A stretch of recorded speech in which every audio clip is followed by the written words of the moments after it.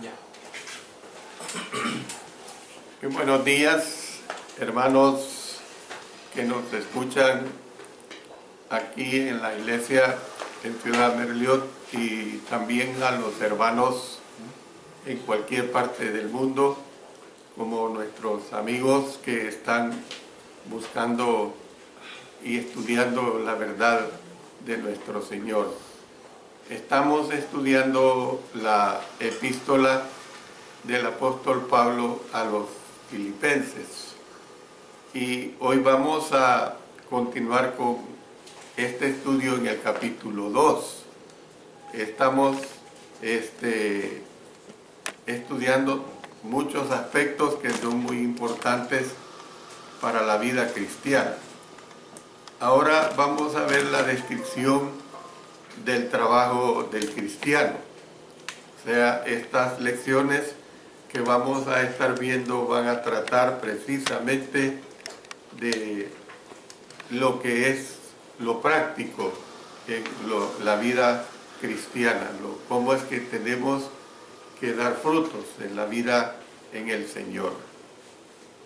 Ustedes saben bien que cuando se nos da una responsabilidad a la mayoría de nosotros, nos gustaría tener una descripción del trabajo. Yo por lo menos, yo tengo ese problema. Si a mí me dicen que tengo que desarrollar un trabajo, sobre todo un trabajo que nunca he hecho, por sencillo que sea, por lo menos yo me atrofio. Yo no sé qué hacer. Puede ser que tenga que barrer, tenga que pasar el trapeador, pero si yo no sé dónde están esos implementos de trabajo, pues yo tengo problemas.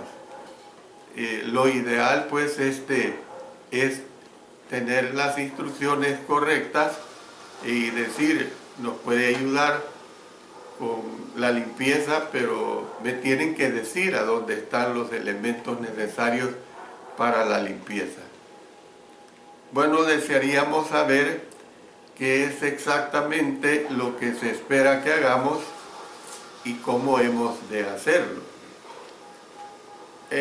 Trasladando esta situación al Nuevo Testamento y a las lecciones que el apóstol Pablo nos está dando y que se las dio a los hermanos en Filipos, hay muchos pasajes del Nuevo Testamento que se les podría considerar parte de la descripción del trabajo de un cristiano. Hay mucha enseñanza al respecto. Algunos versículos se ocupan de qué hemos de hacer. Algunos versículos, hermanos, son muy específicos y yo les aclaro que hay lecciones que se hace más necesario leer los versículos bíblicos para entender el mensaje que se está presentando. Estos versículos revelan requisitos generales para todo cristiano, tal como ayudar a otros y también para adorar a Dios. O sea, si yo voy a dar a delegar en algo, pues yo tengo también que saber lo que yo estoy delegando. También se nos desafía en el sentido de usar nuestros talentos y de usar nuestras oportunidades, o sea, usar las ocasiones que se nos presentan en lo particular al servir a nuestro Señor Jesucristo. Otras secciones se centran en cómo hemos de cumplir nuestras responsabilidades. Por eso es que Filipenses capítulo 2, versos 12 al 18, es el pasaje ideal para lo que estamos, o para lo que estoy diciendo, es decir, para saber cuáles son nuestras responsabilidades. Así es que les voy a rogar que vayamos a Filipenses capítulo 2, los versos 12 hasta el 18. Y después, como es mi costumbre, procederemos al análisis de las partes esenciales verso por verso. Noten lo que dice aquí a partir del verso 12 hasta el 18 de Filipenses capítulo 2. Por tanto, amados míos, como siempre habéis obedecido, no como en mi presencia solamente, sino mucho más ahora en mi ausencia, ocupaos en vuestra salvación con temor y temblor, porque Dios es el que en vosotros produce así el querer como el hacer por su buena voluntad. Haced todo sin murmuraciones y contiendas, para que seáis irreprensibles y sencillos, hijos de Dios sin mancha en medio de una generación maligna y perversa, en medio de la cual resplandecéis como luminares en el mundo, asidos de la palabra de vida, para que en el día de Cristo yo pueda gloriarme de que no he corrido en vano, ni en vano he trabajado. Y aunque sea derramado en libación sobre el sacrificio y servicio de vuestra fe, me gozo y regocijo con todos vosotros, y asimismo gozaos y regocijaos también vosotros conmigo. Si ustedes le han puesto especial cuidado a lo que hemos leído, la parte que he usado como introducción a esta nueva lección da respuesta a lo que estoy diciendo. Entonces vamos a ver como primera sección el trabajo que se le pide a usted. El trabajo que se le pide a usted. En primer lugar, tenemos que comenzar con la necesidad de obedecer. Yo pongo un ejemplo. Cuando el ser humano en su edad de servicio militar, hombres o mujeres, porque hoy no hay distinción, la mujer que quiere ir al servicio militar puede ir en cualquier país del mundo. Cuando se está en el servicio militar, una de las normas básicas es obedecer. Quien no obedece es castigado tremendamente. Y si incurre en esta situación, pues mejor es echado de las filas del ejército. Entonces, veamos, hermanos, que es necesario obedecer. En el versículo 12 que hemos leído, el apóstol Pablo resumió la instrucción práctica que comenzó en el verso 27 del capítulo 1. Y al hacer esto retomó la idea de obediencia que vimos en el verso 8 del capítulo 2, donde dice que Jesús se humilló a sí mismo, haciéndose obediente hasta la muerte y muerte de cruz. Ahora, el apóstol Pablo decía a los filipenses: por tanto, amados míos, como siempre habéis obedecido, no como en mi presencia solamente, sino mucho más ahora en mi ausencia. O sea, el apóstol Pablo lo que está diciendo es que no se debe trabajar al ojo. ¿Ve? Yo trabajo bien.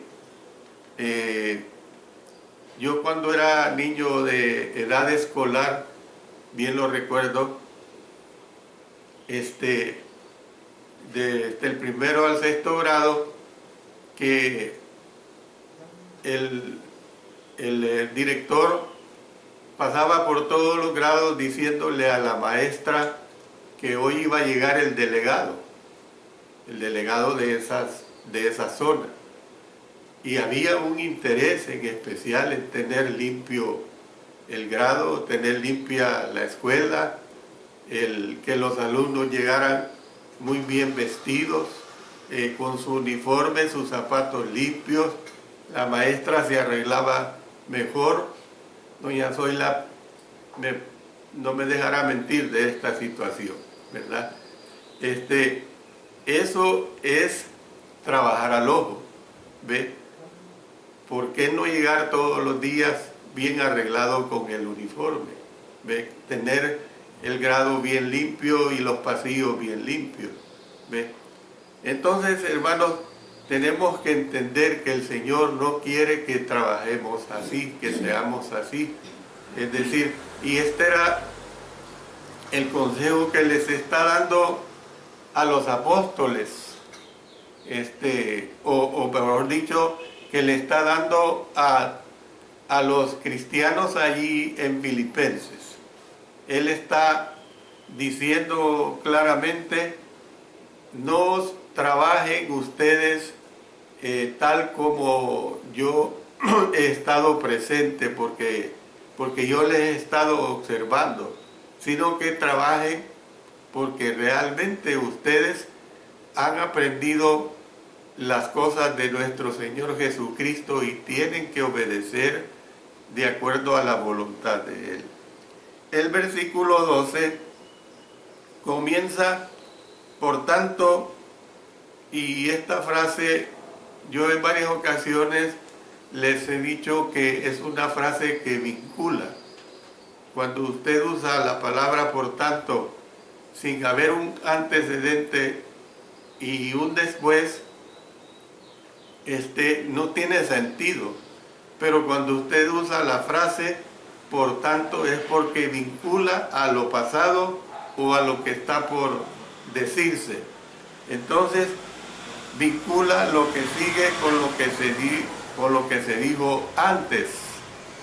Es decir, Jesús fue obediente. Entonces, por tanto, ellos debían ser obedientes también. Fíjense bien que claro, como Jesús fue obediente, ellos también debían ser obedientes. La exhortación no se dio como un duro mandamiento, sino como un amoroso ruego. Y Pablo los llamó amados míos. Bueno, en relación con la obediencia de los filipenses en el pasado, el apóstol hizo esta asombrosa aseveración.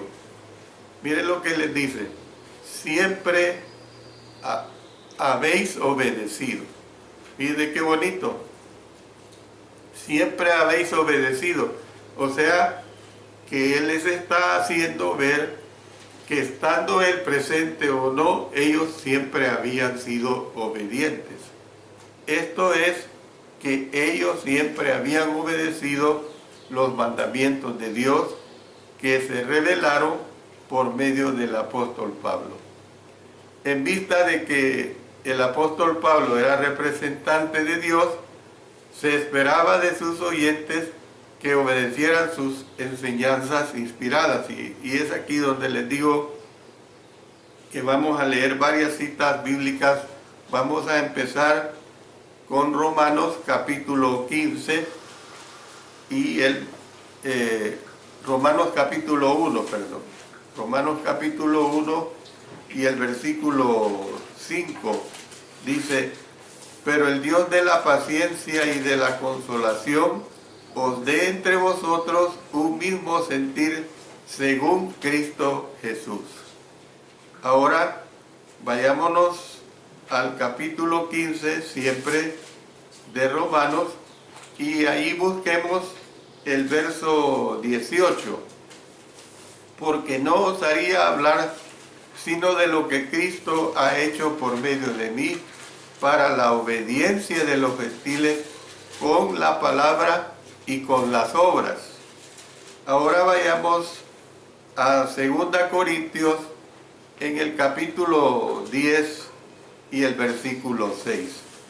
Y estando prontos para castigar, toda desobediencia cuando vuestra obediencia sea perfecta.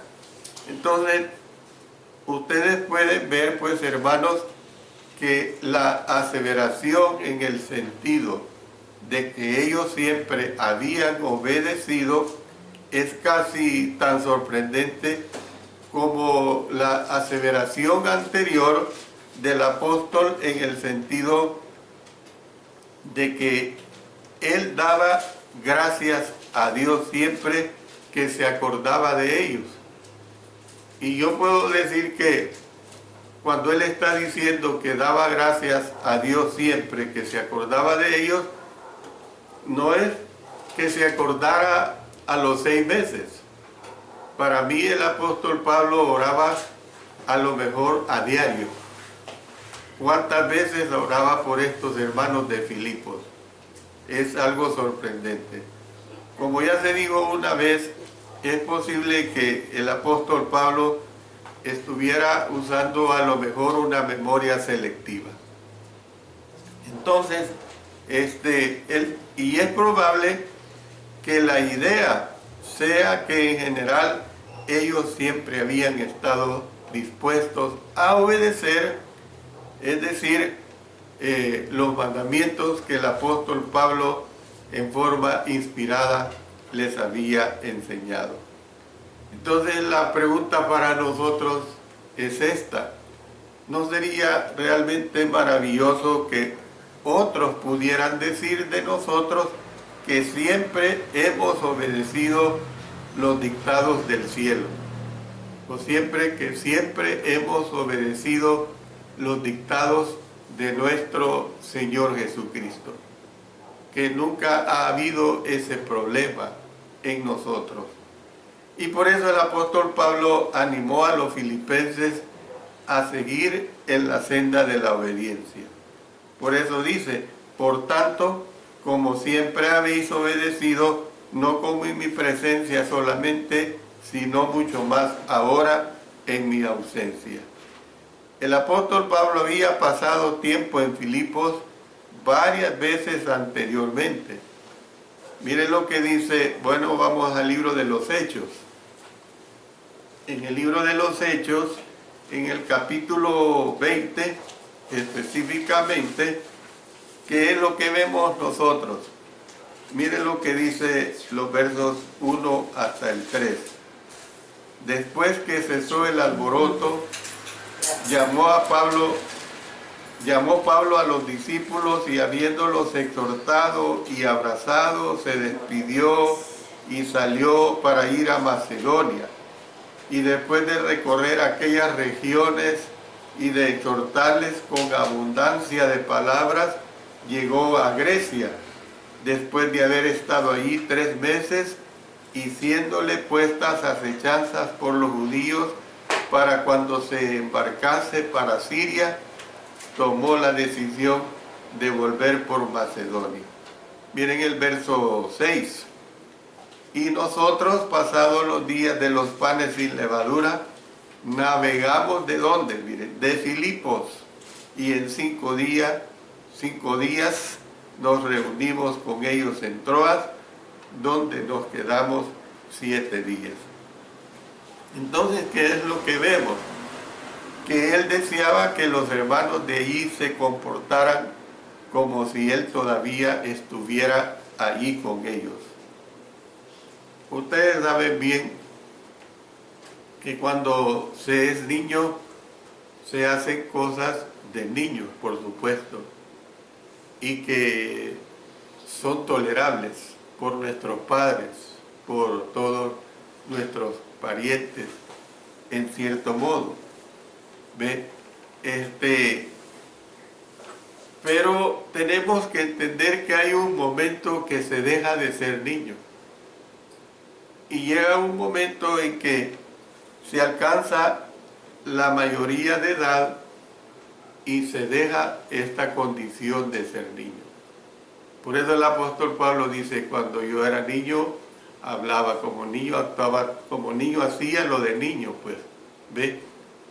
Pero cuando ya él entendió su situación, y esta aclaración la tenemos aplicable en el sentido de su niñez espiritual.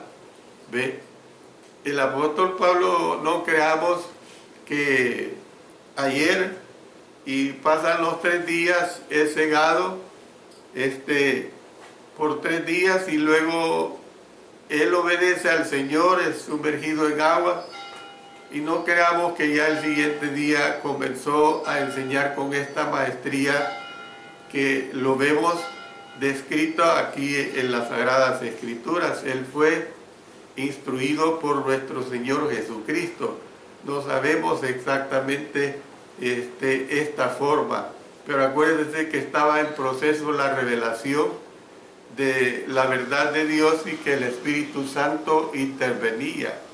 Entonces, cuando él entiende y aprende, evidentemente que aprende rápidamente. No es como sucede ahora en día, de que hay muchos cristianos que pasan años y años y años y años y les cuesta aprender.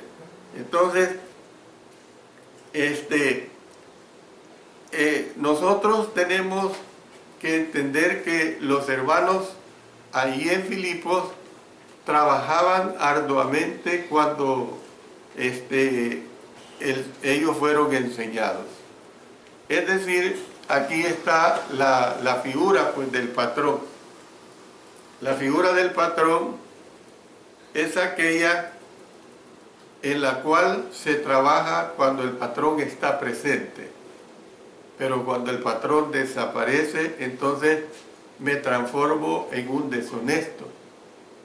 Y se hace lo menos que se pueda porque el patrón no me está viendo. Lamentablemente muchas veces esta es la situación que se maneja de parte de nosotros como cristianos. Pensamos que no tenemos la mirada de Dios. El apóstol Pablo dijo que quienes así hacen están sirviendo al ojo como los que quieren agradar a los hombres. Y lo dice en Efesios capítulo 6, versículo 6. Ahí deja claramente, Efesios 6, versículo 6, que precisamente sirviendo al ojo como los que quieren agradar a los hombres. Lamentablemente algunos son así en lo relacionado con las responsabilidades espirituales. Hacen todo un despliegue de actividad religiosa siempre y cuando alguien pueda ver lo que ellos están haciendo, siempre y cuando sean reconocidos por sus esfuerzos. ¿Ves? Y esto realmente no debe ser así. Cuando nadie está mirando, es poco el interés que se le pone al uso de su tiempo y de sus talentos en la causa de nuestro Señor Jesucristo. Entonces Pablo no deseaba que los hermanos filipenses fueran así. Él no quería que se comparan, que fueran así de esta manera, pues. Hay una versión que dice: es aún más importante que obedezcáis ahora que yo no estoy con vosotros. Y esto es loable, ¿verdad? Hay empleados que son ejemplos, que cuando no está el patrón, trabajan igual y quizás hasta mejor, y reciben la alabanza del patrón, ¿verdad? Entonces, nosotros tenemos que ver que la obediencia de ellos era mucho más importante en ese momento. ¿Por qué? Porque la presión para que se rindieran estaba aumentando. Y en segundo lugar, al no estar presente el apóstol Pablo para animarlos, personalmente algunos podían vacilar para obedecer. ¿Por qué obedecemos usted y yo a Dios? Es la pregunta. ¿Por qué obedecemos usted y yo Es la pregunta. A Dios. Bueno, debemos aprender a seguir al Señor fielmente, aun si los demás ignoran que lo estamos haciendo. Es decir, yo voy a hacer esto para que me mire el predicador de la iglesia, y eso no es correcto. Eso no es correcto. Si voy a hacer eso es porque a mí me agrada hacerlo y porque sabemos que a Dios le agrada que se haga. Aún si no se nos dan las gracias, debemos de seguir adelante, hermanos. Debemos de seguir adelante porque yo he cometido muchas veces ese error que me hacen un favor y no doy las gracias. Yo creo que todos hemos pasado por esa situación. ¿Ves? Es una descortesía el recibir un favor y no dar ni siquiera las gracias. Es decir, aprender a obedecer a Dios tan solo porque es lo correcto, es parte de madurar como un cristiano. Esa es la realidad que nosotros tenemos que ver. Bueno, hemos visto pues esta situación que corresponde a la necesidad de obedecer. Fíjese bien, si usted le ha puesto cuidado, yo me he centrado en este momento a la necesidad de obedecer, pero ahora quiero que nos centremos en la necesidad de trabajar. Fíjese bien, una cosa es obedecer, otra cosa es trabajar. En lugar de estar ociosos en su ausencia, Pablo animó a los filipenses a ocuparse en la salvación de ellos. Miren lo que dice aquí en Filipenses, en el versículo 12, que ya hemos leído, pero es bueno que lo recalquemos. Dice: por tanto, amados míos, como siempre habéis obedecido, no como en mi presencia solamente, sino mucho más ahora en mi ausencia, ocupaos en vuestra salvación con temor y temblor. Es decir, está diciendo, trabajad en vuestra propia salvación. Eso es lo que el apóstol Pablo está diciendo aquí claramente. Entonces, hermanos, el Nuevo Testamento tiene mucho que decir acerca de la necesidad de que los cristianos trabajen.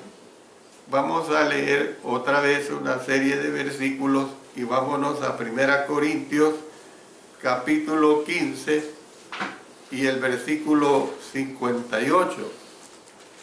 1 Corintios 15, 58. Dice acá: así que, hermanos míos amados, estad firmes y constantes, creciendo en la obra del Señor siempre, sabiendo que vuestro trabajo en el Señor no es en vano. Siempre que usted lea la palabra trabajo es acción. La palabra trabajo no implica el no hacer nada. Ahora, hay que entender el concepto de trabajo, ¿verdad? El concepto de trabajo no es solamente estar haciendo algo físico. No confundamos esto. Yo, por ejemplo, ahorita estoy sentado, pero estoy trabajando. ¿Ve? Estoy trabajando, ¿en qué sentido? En el sentido de estar enseñando la palabra de nuestro Dios. Alguien puede estar detrás de un escritorio, pero está trabajando. Cuando yo estudié creo que era el primer año de bachillerato, aprendí un concepto del trabajo y me gustaba.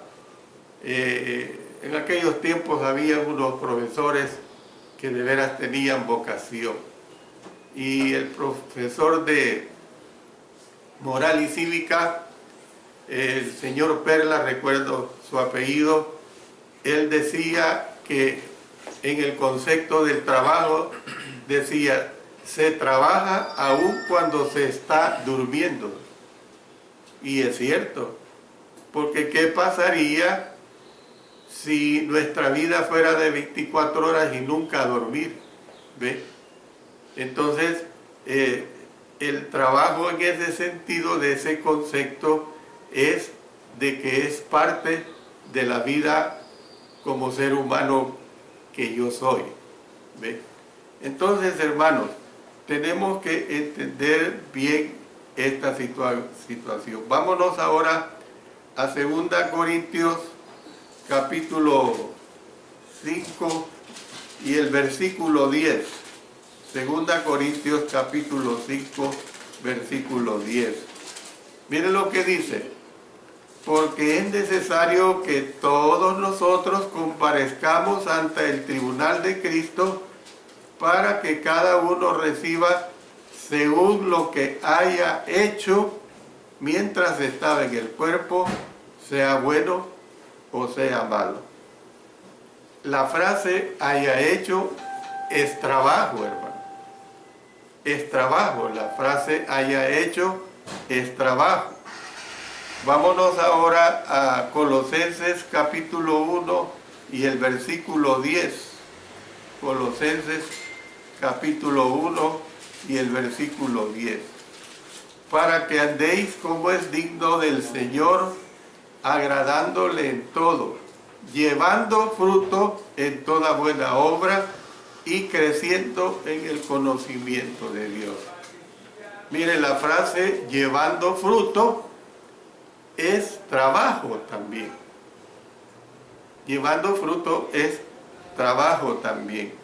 Entonces, hermanos, nosotros tenemos que entender, no me entienda mal, no me entienda mal, el Nuevo Testamento no enseña que nosotros ganemos o merezcamos la salvación por el trabajo que hagamos. Y yo también le invito a que leamos una serie de pasajes para que entendamos esta situación. Vamos ahora a Romanos capítulo 11 y el versículo 6. Romanos capítulo 11, verso 6. Miren, aquí entra el concepto de la gracia. Y si por gracia ya no es por obras, de otra manera la gracia ya no es gracia.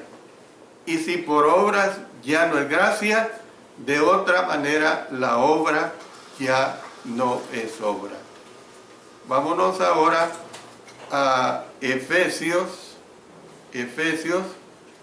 en el capítulo 2 y el versículo 9. Ahí está dejando todavía un poco más claro. Efesios 2, verso 9. No por obras, para que nadie se gloríe.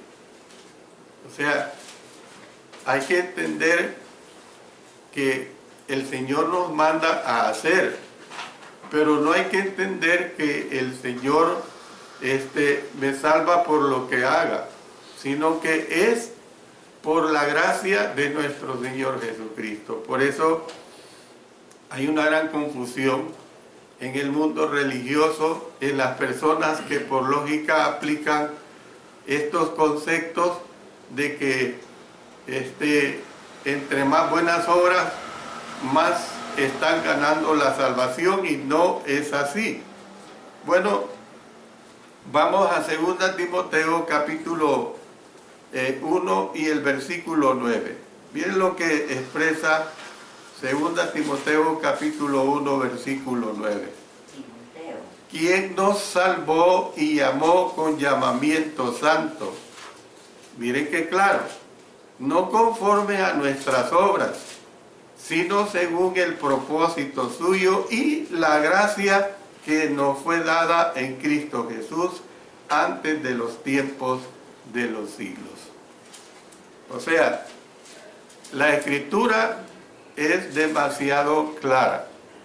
Nos manda que obremos, es una realidad, pero no nos dice que por lo que hagamos vamos a ser salvos. nos habla claramente que es por la gracia de nuestro Señor Jesucristo. Si realmente el Señor nos juzgara a nosotros por nuestra propia condición personal, Él no salvara a nadie. Porque tenemos que entender que la gracia es la que actúa en cada uno de nosotros, la gracia de nuestro Señor. Entonces estos versículos aseveran puntualmente que somos salvos por la gracia de Dios. La gracia de Dios es un favor no merecido. ¿Ve? Es decir que somos salvos por la gracia de Dios, favor no merecido, por medio de la fe. Miren lo que dice en Efesios capítulo 2 y el versículo 8. Efesios capítulo 2, versículo 8. Porque por gracia sois salvos por medio de la fe, y esto no de vosotros, pues es don de Dios. Entonces, al mismo tiempo, debemos entender, hermanos, que la fe que salva es la fe obediente. Eso es lo que la palabra del Señor nos dice. Es decir, somos salvos por gracia, claro. Somos salvos por fe, claro. Pero no una fe que está aquí en la cabeza y punto. Sino somos salvos por la gracia de Dios, por una fe obediente hacia nuestro Señor. Entonces, ¿qué es lo que vemos, hermanos? Que las obras de obediencia constituyen el aspecto práctico de la fe. Si nosotros no tenemos fe, no vamos a hacer buenas obras. Entonces, por medio de las obras, nosotros manifestamos nuestra fe. Nosotros, hermanos, mostramos nuestra confianza y demostramos la fortaleza de nuestra propia convicción en lo que hemos creído. Eso hay que entenderlo claramente. Se ha dicho que no somos salvos por nuestras obras, pero tampoco podemos ser salvos sin ellas, hermanos. ¿Ve? Tampoco podemos ser salvos sin ellas. O sea, yo lo voy a poner así.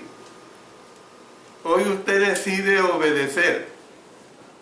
Yo o cualquier otro hermano le sumergimos en agua, o sea, el bautismo en Cristo Jesús, y a partir de entonces usted ya es salvo. Es la palabra de Dios, clara, lo dice claramente, que somos salvos.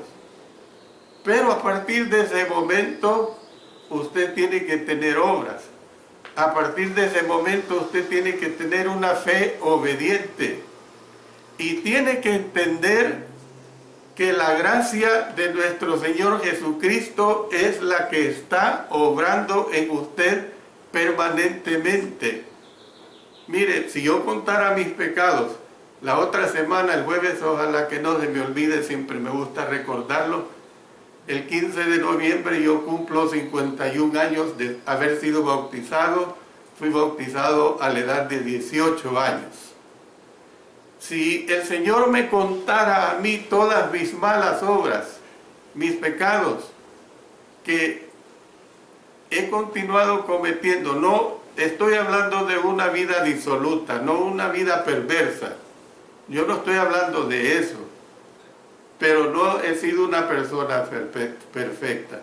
Si el Señor me contara todo eso, realmente yo no fuera salvo.